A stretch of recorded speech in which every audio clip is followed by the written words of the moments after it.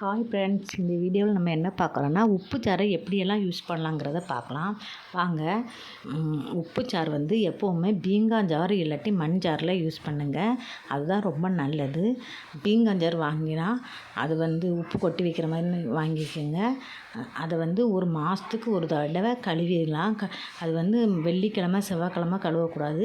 Maximum புதன்கிழமை இல்லாட்டி வேலைக்கிழமை கழுவுங்க.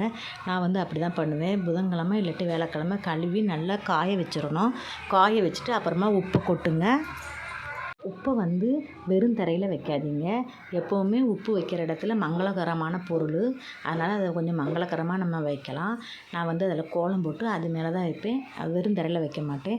நம்ம விட்ட ஏதாவது பாக்ஸு ஏதாவது இருந்தால் அதுக்குள்ளே கூட வச்சுக்கலாம். என்கிட்ட பாக்ஸ் இல்லை. ஸோ நான் வந்து அட்டை பாக்ஸ், நம்ம புடவைலாம் வரும் பார்த்திங்களா, அதனோட அட்டை பாக்ஸ் தான் எடுத்து வச்சுருக்கிறேன். அதுக்குள்ளே வைப்பேன். அதுக்குள்ளே வச்சுட்டு அப்புறம் வந்து உப்பு வந்து எப்போவுமே காலியாகாத அளவுக்கு பார்த்துக்குங்க.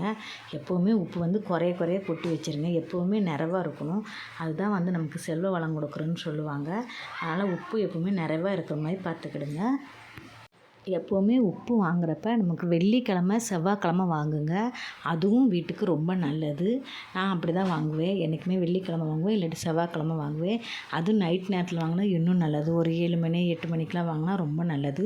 செவ்வாய்க்கிழமை வெள்ளிக்கிழமை நைட்டில் வாங்குங்க கடையில் போய், ரொம்ப நல்லது.